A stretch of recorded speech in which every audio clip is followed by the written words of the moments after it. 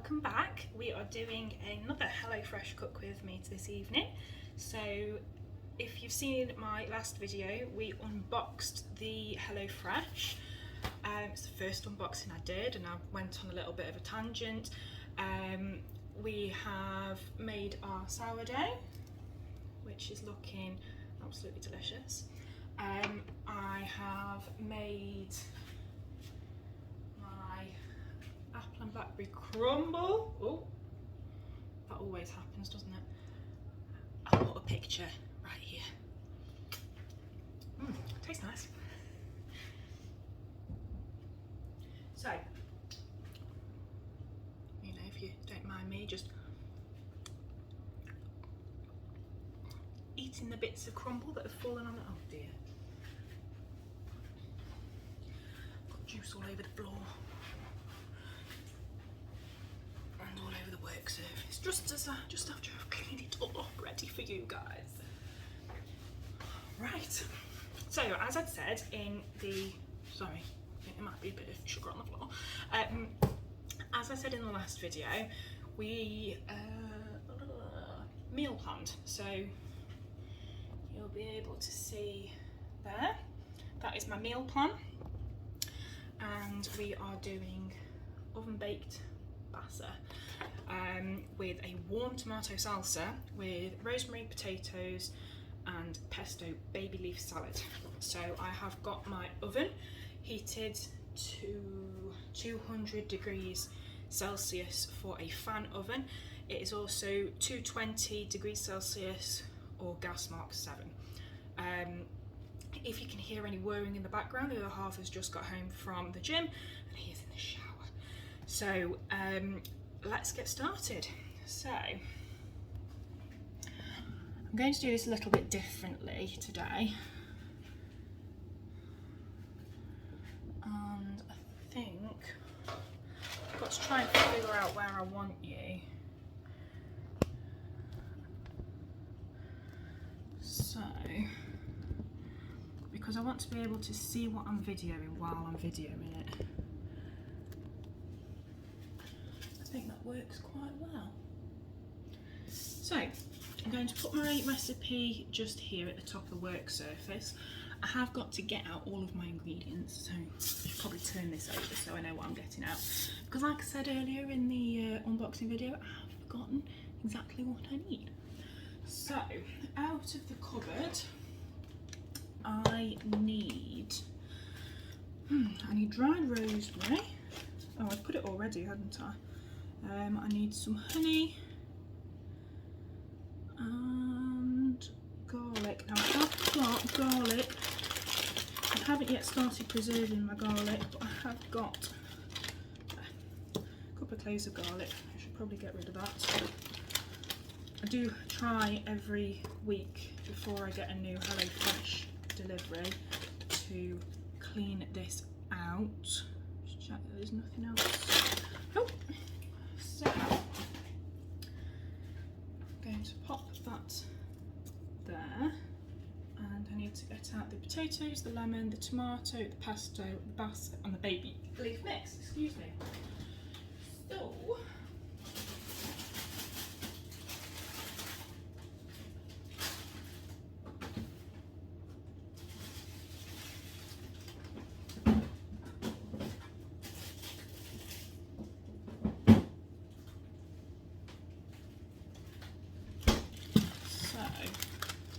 potatoes, lemon, tomato, dried rosemary, garlic,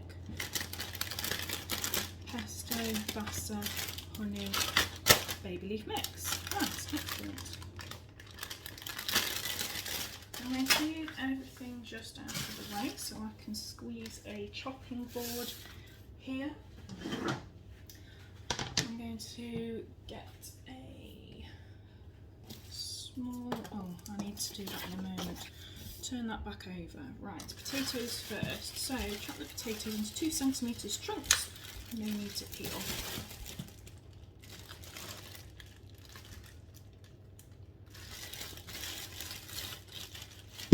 Oh, potatoes flying everywhere.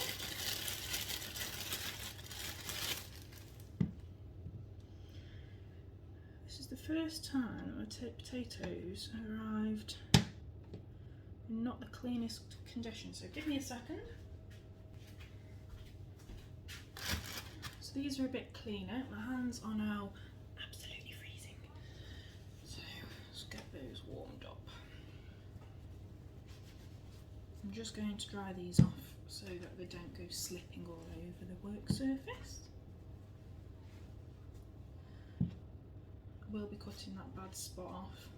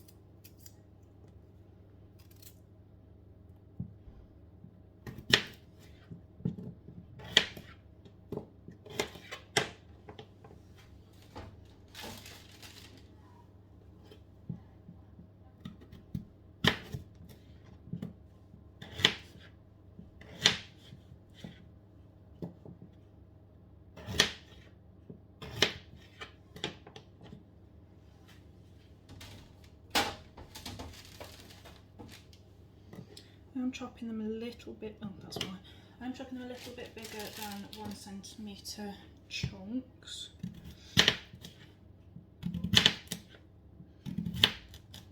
Well, that's okay.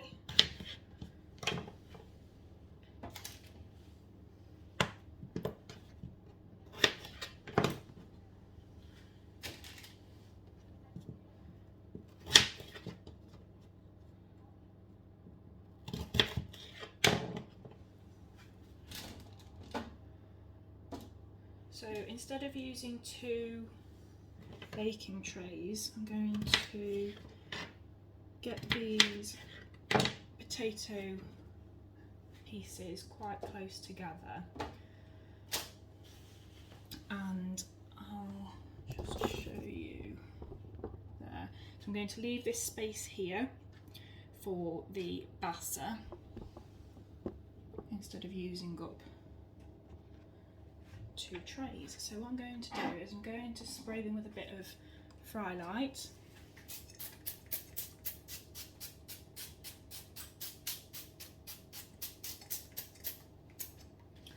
And I'm going to season them with salt and pepper. I have got the window open so if you can hear any rain, it has just started to rain.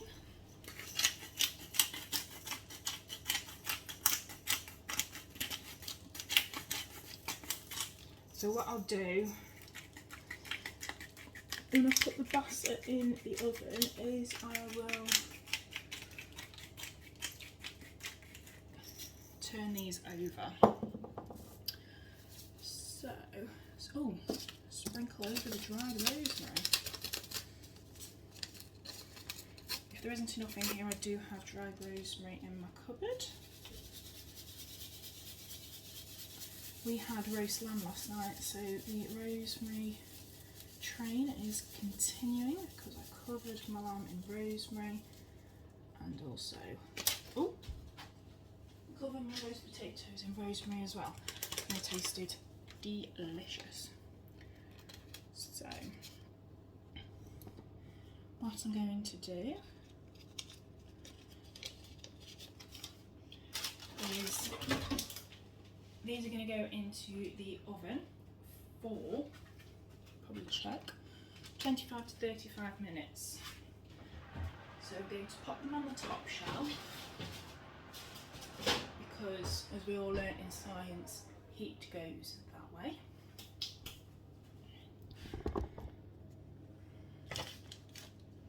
So I'm going to use this as my little rubbish bag.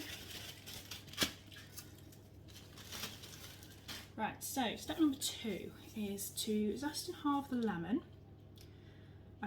cut the tomato into 1 centimetre chunks, peel and grate the garlic, put the pesto into a medium bowl and add a squeeze of lemon juice, mix in the olive oil for the dressing and then set aside. So what I'm going to do is I'm going to do the garlic first. So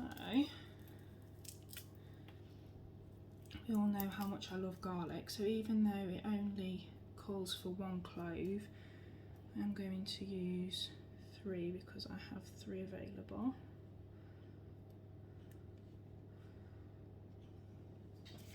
You can tell that the garlic is not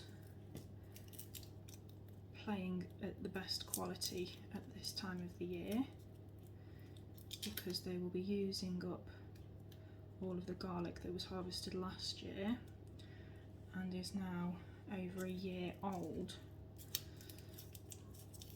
But it's not a big problem because it's still usable.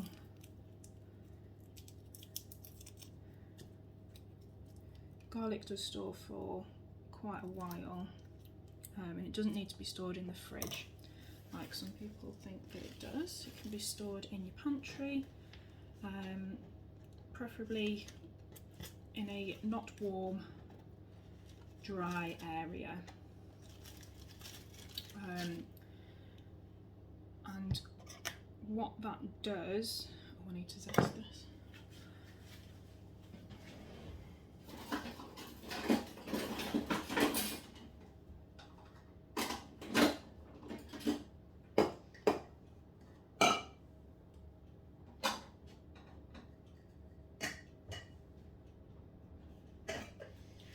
I've got my lemon juice, excuse me, there, ready for when we need to zest the lemon.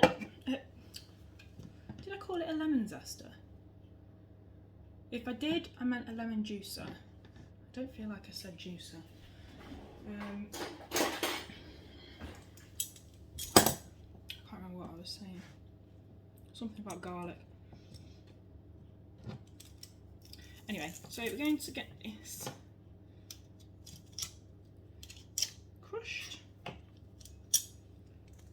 They weren't very big garlic cloves, so I'm not going to bother too much. What are we doing with it? In fact, what I'm going to do is I'm going to chop it up a little bit more outside of this. So I know it probably doesn't make sense that I've crushed it, but I need to get it a bit smaller because this is going in to make the salsa, and I don't want the big pieces because they won't actually break down like they would in, like, in say a sauce or something. So there we go. So I can pop this ready for washing. And now it is time to zest the lemon. So when zesting a lemon, you only want to take literally the outside bit off. So you don't want to be taking any of this pith because it's really, really bitter. So literally only a couple of 2 or 3 goes over the grater, and a small grater like this one is the perfect size for doing any sort of zesting, whether it's for your cooking or your baking. And lemon or lime zest, whichever one you're using, or even orange zest if you're doing something that requires orange zest. Oh, it really does just elevate the flavour of your food. When I'm making a lemon cake, so a few months ago, Aldi were selling boxed cake mixes, and when I wasn't feeling very well at the start of the year, I wanted something quick and easy to make for pudding. I was getting the boxed lemon cakes and just whisking them up with a little bit of oil and a couple of eggs and some water, popping them in the oven for 40 minutes or so, or however long it was saying, and that would be a cake. But it would also give you some icing sugar, excuse me, and it would tell you that you should use boiling water to make some runny icing. Now, what is the point of using boiling water when I have lemon juice in the fridge? So instead of using water to make the icing for a lemon cake, I was using lemon juice, and it was elevating the flavour of the icing so much, it was unbelievable. If I'd have got fresh lemons, which I don't buy fresh lemons very often because they end up going bad, if I'd have got fresh lemons, I would have used them. So just juicing the lemon here, and it doesn't need you to put any lemon slices onto the plate, so I'm going to juice both of the lemons. They'll come out like that, so all of the juice has been used up. So the recipe does say half of 1 lemon, but what I can do with this is I could actually put some of the lemon juice in with the baby leaves when I add the pesto in step number 5.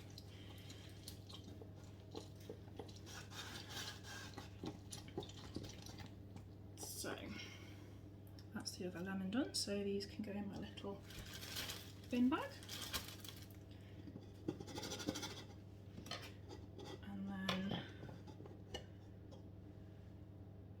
that's a good amount of lemon juice. It's probably about just under 50 mils. So what I'm going to do is tip out the seeds, if I can get them all. There we go. And that will save my partner trying to get them down the drain, because he will do that. So, the last bit of step number 2 is to slice up the tomato. So the tomato needs to go into 1 centimetre chunks. I haven't got an incredibly sharp knife, so I'm just going to cut it until I get bored of trying to cut really small. I know that is not how you're supposed to cook, but it's how I'm going to cook today.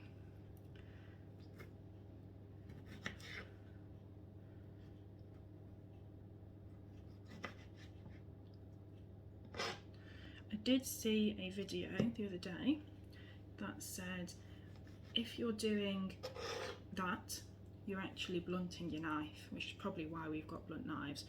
So either do it so that your knife isn't actually touching the board, or flip it upside down and use the blunt end. Obviously you've got the sharp end pointing up, so you have to remember to point it back down if you're going to start using this bit. But that means that the bit that you're actually cutting with is not going to get blunt. So I don't need my knife anymore.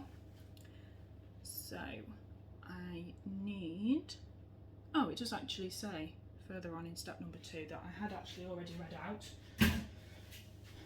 but obviously my brain wasn't quite aware of that. I think I must have just read it out for the purpose of you guys. So I haven't got a pair of scissors out yet. So it says put the pesto into a medium bowl and add a squeeze of lemon juice.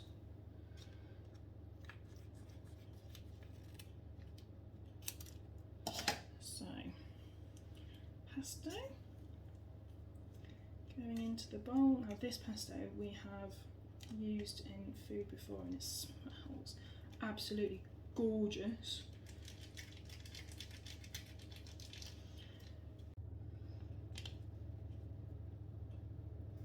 Then I'm going to pop these on here just like so and pat these dry on top so that the kitchen towel underneath absorbs anything from underneath. This can go in our rubbish bin. And then it's time to get the basa in the oven. So I'm going to turn you around a little bit and move you over there. This is definitely a much better way of filming. I'm quite happy with this because you'll actually be able to see what I'm doing. So these potatoes are starting to smell beautiful. Close that oven up. So what I'll do is I will use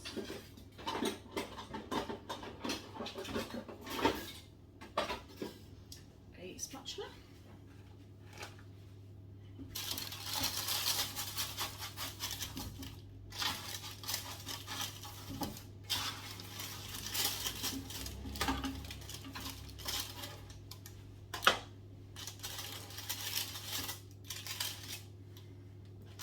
This process is mostly just unsticking them. Now I've got Rosemary in my phone case.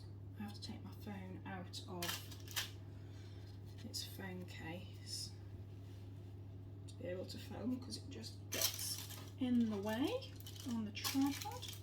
So I'm going to excuse me, I must have mild hiccups or something. So we need to season with salt and pepper.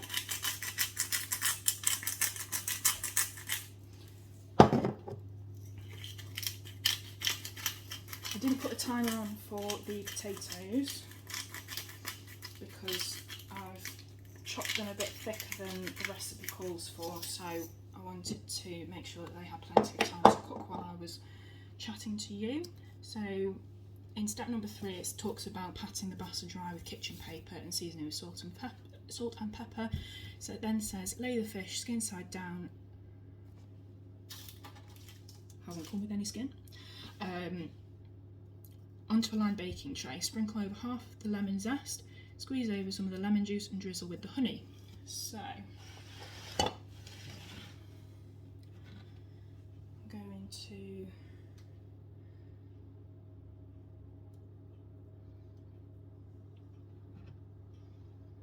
because I have one piece of basa bigger than the other, I'm going to need to use up a little bit more of the lemon zest. There we go. That smells absolutely gorgeous. I'm not actually going to put any of the lemon juice on because I think I'll sprinkle some of that over the fish, or drizzle some of it over the fish at the end. So just going to squeeze some honey.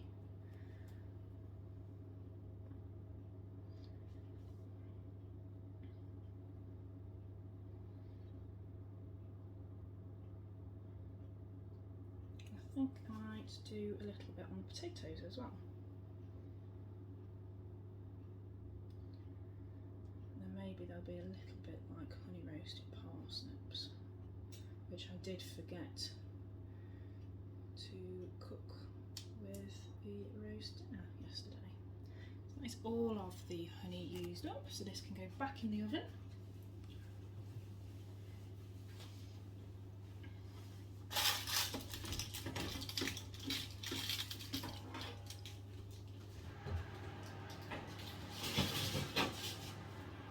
And we need to put it in for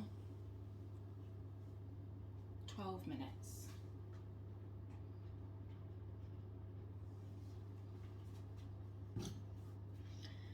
So, when there's about 5 minutes left, I will bring you back and we will start the tomato salsa. So we have got 5 minutes left on the fish. So the next bit is to make the tomato salsa. So we're getting a small pan. There we are. And I'll move you guys so that you can see what's going on in there. I might raise you up just a little bit.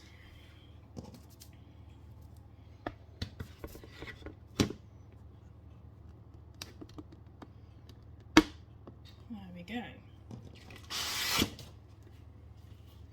So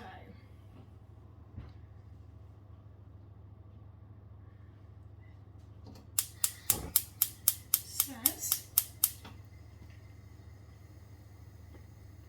we need about a tablespoon of olive oil. Should probably not have that lid there. I'd say that's probably about a tablespoon. Put that lid on the crumble. Like that. And it does say that you should put your sugar in. And for this one, I am actually going to put some sugar in. So this is a teaspoon. Don't know why it goes in there, but hey ho. While I was waiting for us to get down to 5 minutes, I have done the dishes and put those away so that we are making progress as we go.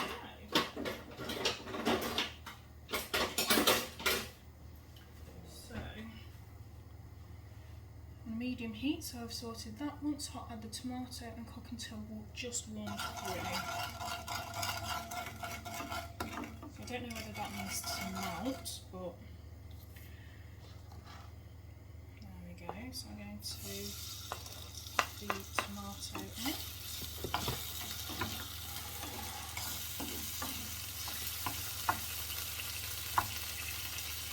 If I can, I am going to separate some of the centres from the skins.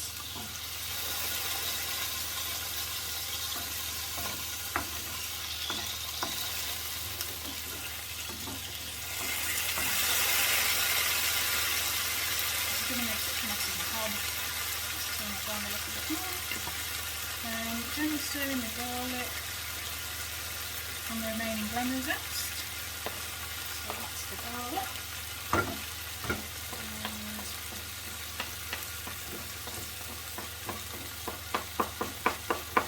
the lemon zest, which is choosing not to go off high. That's it. So this smells really nice. It's spitting quite a lot. I'm going to turn it down.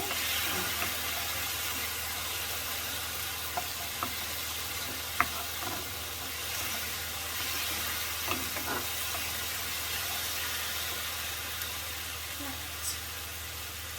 Squeezing some lemon juice. So because I've already squeezed it out, I'm going to leave just enough for, don't need to see that, just enough to squeeze over the fish when it's on the plate, and then we are seasoning with salt and pepper.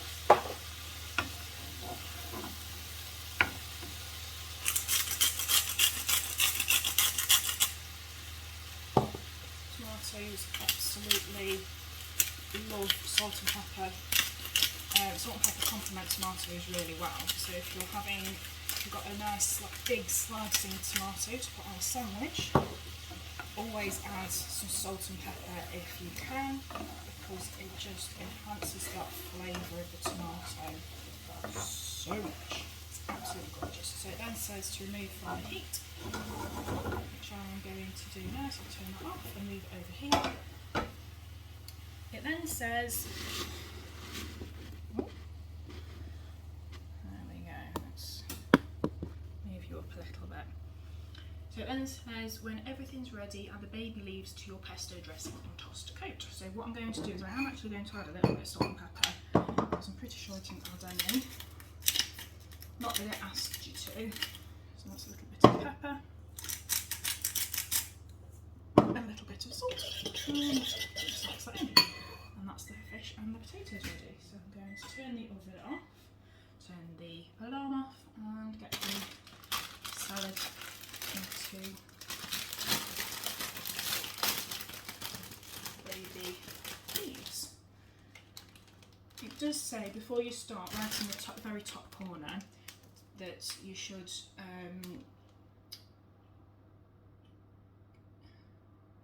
it says before you start, our fruit and veg need a little wash before you use them. Wash your hands before and after prep. So there is nothing wrong with this salad, so I'm just going to chuck it in. Does not need. Nope. So because I'm using quite a small bowl, I'm only going to add a little bit at a time.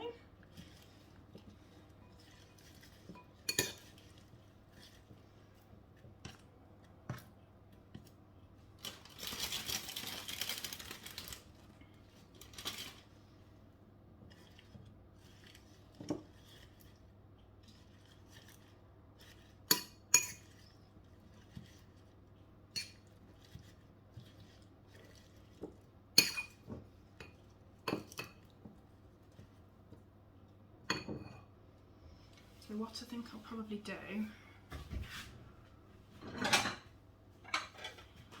is get this out of the way, and I'm just going to get my hands on, I think. Can always wipe them afterwards. Pop this pesto. Oh, I know when I used the pesto. It's for the paninis. Oh god, they were so good. They were absolutely gorgeous.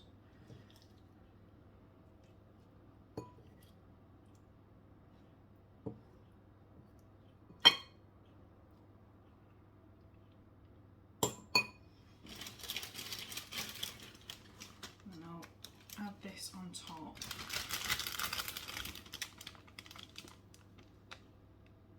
That one's not that good. That's okay.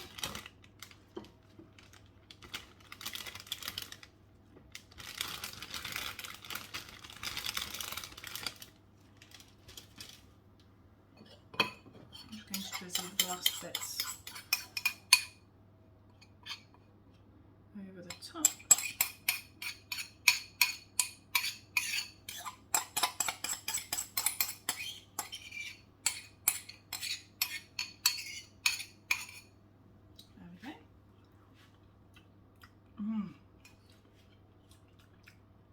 You can really taste the pine nuts.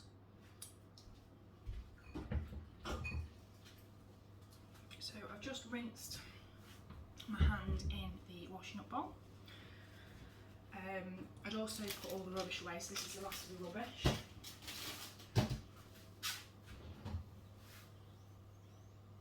Just let all the heat out first.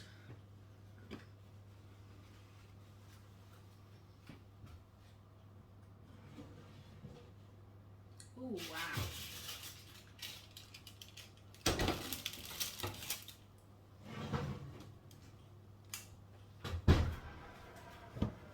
So, oh, apologies.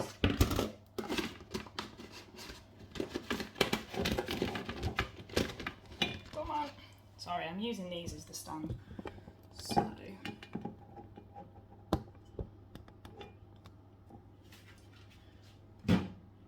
I'm going to do is, you'll have to excuse the state of my oven gloves if you can see how floury they are. I had to use them to get the sourdough off of the baking sheet earlier. It was covered in flour. So my other half will probably have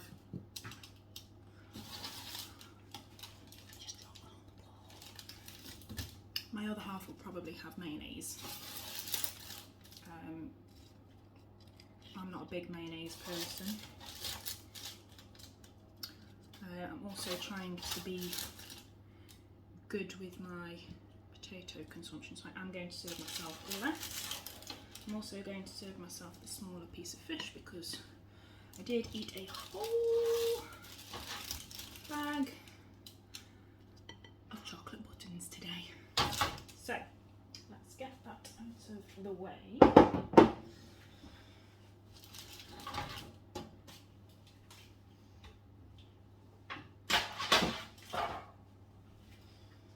And let's spoon over this tomato salsa. So I'm going to put most of it onto mine.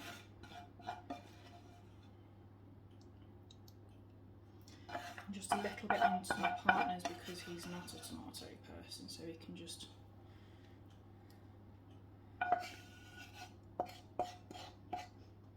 kind of push them off.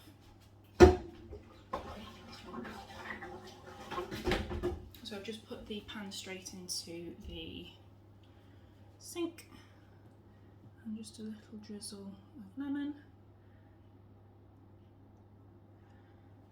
like so. So this is our dinner tonight and I'm really excited to try it. So I'm going to get our cutlery. I'm going to slide those into my pocket. I'm going to get a picture of these taken and I'm going to put my phone in my pocket as well, and then I can take these straight through. So I hope you've enjoyed this evening of, well, food. It's making me so happy. I can't wait to eat it. Next time we are making the bacon and kale salad with roast potatoes. So I'll see you tomorrow. Bye.